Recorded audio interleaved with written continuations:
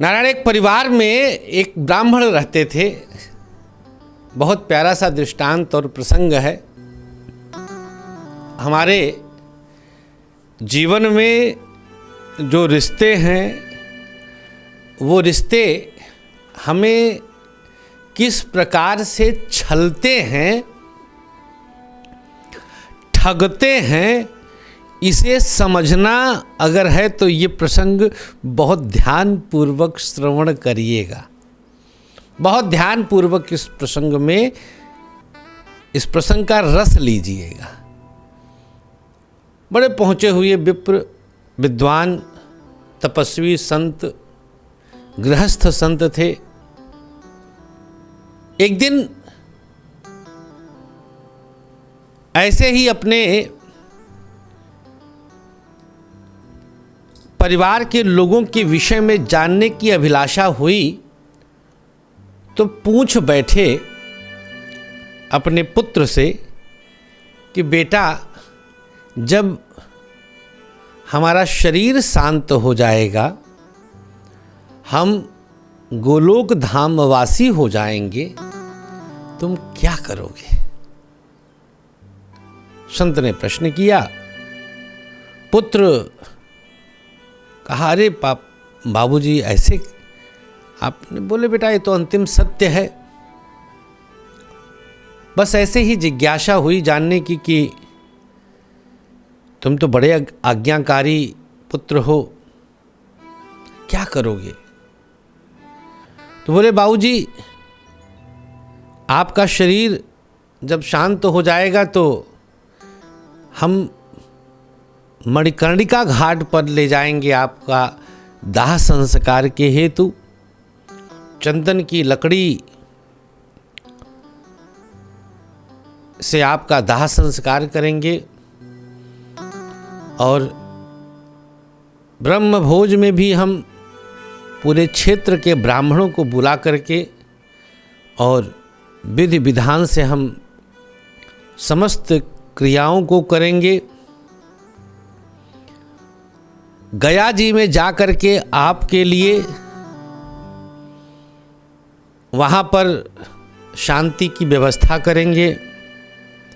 पितृ तर्पण आदि जो वहाँ के पारंपरिक कर्मकांड होते हैं, उन सब क्रियाओं को हम बाबूजी संपन्न करेंगे। अब ब्राह्मण देव प्रसन्न हो गए, कहे, वाह भाई वाह, बहुत पुण्य किया होगा पूर्व जन्म में जो हमें तुम जैसा आज्ञाकारी संतान और समर्पित संतान की ईश्वर ने हमें जो है वरदान दिया है। बहुत प्रसन्न हुए। कुछ दिन व्यतीत हुआ तो एक दिवस इसी प्रकार अपनी पत्नी से भी उन्होंने प्रश्न किया। पत्नी उनके चरण सेवा में थी। प्रश्न करते हैं कि भाग्यवान, जब हमारा शरीर शीतल हो जाएगा तब तुम क्या करोगी? अरे पत्नी ने तो गप से मुँह पकड़ ली। कहा, बोले जिन, ऐसे कैसे तू मर जावा? वकरे पहले हम ही एकदम तोहरे चितवा में कूद पड़ब। कहे न, अच्छा मतलब आप सती हो जाएंगी? बोली, हाँ, इससे पहले कि आपकी चिता की अग्नि शीतल होगी, मैं स्वयं अपने प्राणांत कर लूँगी, अपने प्राणों की आहुति आपके साथ सती होकर के मैं दे दूँगी। क्योंकि हे नाथ, आपके बिना मेरे इस शरीर की कोई उपयोगिता नहीं है, मेरा शरीर निरर्थक है, मैं भी आपके साथ अपना देह त्याग दूँगी। अरे ब्राह्मण देव कहे, धन्य हो भगवान, मैं इतना भाग्यशाली हूँ, इतनी चरित्रवान, इतनी समर्पित पत्नी परमात्मा ने हमें प्रदान किया। आप तो ब्राह्मण देव एकदम से गदगद हो गए, बहुत गदगद हो गए, बहुत प्रसन्न हो गए। विप्रदेव, समय व्यतीत हुआ। जिस राज्य में, जिस राजा के दरबार में वहाँ पर सेवा करते थे, भोग प्रसाद आरती आदि भगवान की सेवा करते थे विप्रदेव, यही प्रश्न लेकर के उस राजा के समीप भी जाते हैं। राजा से भी दरबार में, भरे दरबार में इस प्रकार का प्रश्न करते हैं कि राजन, भाव आ रहा है कि जब हमारा प्राणांत होगा तो आप क्या करेंगे। राजा ने कहा कि विप्रदेव, हम आपके नाम से नदी, तालाब, सरोवर आदि का निर्माण कराएंगे, चौराहों का निर्माण कराएंगे, आपके नाम पर गौशाला बनवाएंगे और इस प्रकार से हम आपकी स्मृति को अमरता प्रदान करेंगे। विप्रदेव बहुत प्रसन्न हुए। पुनः एक बार उनके हृदय में ईश्वर के प्रति कृतज्ञता आई कि नाथ, आप कितने दयानिधि हैं, आप कितने दयालु हैं कि जिस भी भाव से हम आ रहे हैं, जिससे भी हमको अभिलाषाएं हैं, वो कितने शुभ विचार के लोग हैं। प्रश्न तीनों रिश्तों से विप्रदेव ने प्रश्न किया और तीनों ने मन के अनुकूल उत्तर दिया। समय पुनः व्यतीत होता है और एक दिन ब्रह्म मुहूर्त वेला में दैनिक संध्या उपरांत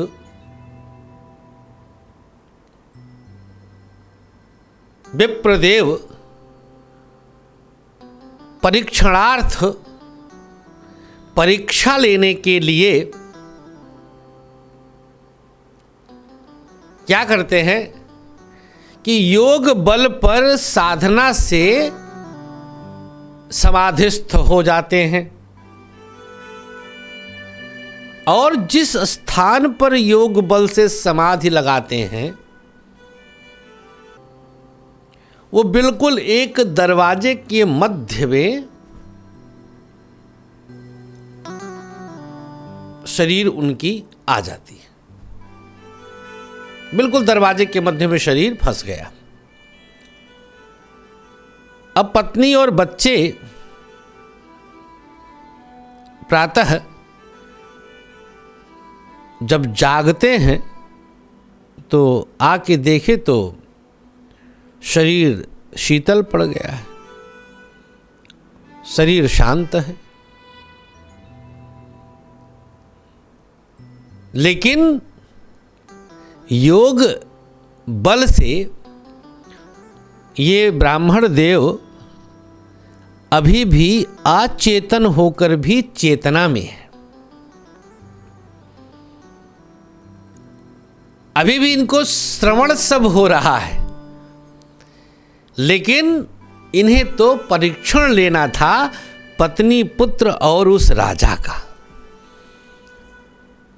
अब जब बेटा और पत्नी दोनों ने देखा कि शरीर शीतल है तो पत्नी ने बिल्कुल आश्चर्य दिखाते हुए कहा, बेटा, पिताजी तो तुम्हारे चल बसे, अब तो बड़ा कठिन 13वीं तक दिनचर्या हो जाएगी हम लोगों की। तो एक काम करते हैं कि जल्दी जल्दी 56 भोग बनाकर और प्रसाद पा लेते हैं। सोचिए, कौन कह रहा है? जिसने कहा कि हम बस तुरंत आपके चिताग्नि के शीतल होने से पूर्व अपना प्राणांत करके उसी चिता में हम अपना शरीर भस्म कर लेंगे, वह पत्नी कर रही है कि अब 13वीं तक बड़ा कठिन व्रत करना पड़ेगा। भोजन प्रसाद आदि में बहुत परहेज आ जाता है, सूतक लग जाता है। तो जल्दी से भैया पूरी तरकारी पनीर 56 भोग बनाओ और जल्दी से सब पालो। पुत्र से कहा। बेटा ने कहा, हाँ अम्मा, बात तो एकदम सही कह रही हैं आप। जल्दी जल्दी सब इधर पकवान बनने लग गया, पकवान सब बना और सब बढ़िया से प्रसाद उसाद पा लिए। महाराज जी भी अंदर ही अंदर सोच रहे हैं कि अरे बाप रे बाप, ये क्या था। खैर बेटा इधर प्रसाद आदि पा करके कहा कि अब जाएं जरा सा हम राजा जी के पास भी बता करके और कुछ दान दक्षिणा लेकर के आएं, तो बाबूजी का दाह संस्कार आदि संपन्न कराया जाए। राजा के पास पुत्र जाता है, राजा से निवेदन करता है। राजा स्वागत किए पुत्र का कि आओ बेटा आओ, बैठाते हैं, सम्मान देते हैं। पूछे कैसे आना हुआ, तो उसने पूरा वृत्तांत बताया कि प्रातः बाबूजी का शरीर शांत हो चुका है। तो थोड़ा सा आश्चर्य करते हुए अपना जो राजा का एक अपना भाव होता है वो अपना बोलते हैं, और उसने कहा कि राजन कुछ दक्षिणा आदि दें धन, तो बाबूजी को हम मणिकर्णिका घाट पर ले जाकर दाह संस्कार आदि संपन्न करवाना चाहते हैं, तो आप कुछ दक्षिणा आदि दे दीजिए। राजा बोले कि अच्छा क्या करोगे दक्षिणा? अरे मर गए हैं, जाके अपना बगल वाले उसी महादेव पे ले जाओ, अपना वहीं पे महादेव आप जाके अपना लंगड़ तीर ले जा कर के वहीं अपना जला वला दो, हो गया जो होना था। कौन सा वो देख रहे हैं क्या?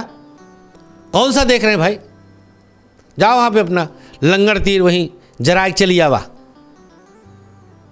अब ये तो बड़ा ठगा सा महसूस किया बेटा। आता है, पूरी कहानी अपनी माँ को बताया। बोला कि माता श्री, घर में जो धन आदि है आप कहें आदेश दें तो उसी से हम चंदन की लकड़ी आदि की व्यवस्था करें। अब माँ ने कहा कि क्या जरूरत है चंदन की लकड़ी का, पैसा क्यों खर्च करोगे इतना? अरे मिट्टी का तेल डालो, जलाओ, हो गया जो होना था।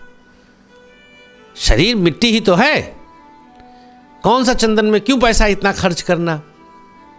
अब जो कमा के गए हैं उसको हम लोग आगे अपने जीवनचर्या में लगाएंगे, हो गया जो होना था। अब तो भाई बेटा को बात समझ में आई।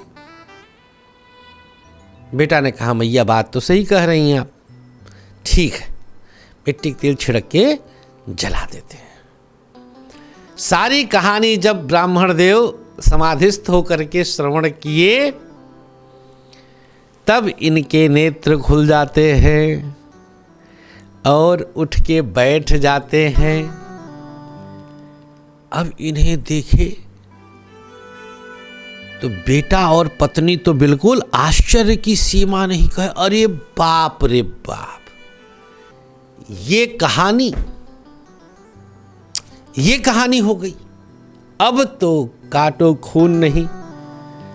विप्रदेव मुस्कुराए, अरे बाबूजी आप हम लोग को तो लगा आप तो बिल्कुल चल बसे हैं, हम तो बिल्कुल आपके लिए तैयारी ही कर रहे थे, चंदन की लकड़ी ला रहे थे बाबूजी, और बिल्कुल मणिकर्णिका घाट के लिए हमने गाड़ी बुक कर लिया था, बढ़िया एसी वाला एकदम ट्रैवलर बुक कर लिया था, उससे आपको लेकर के जाते। और ये मंद मंद मुस्कुरा रहे।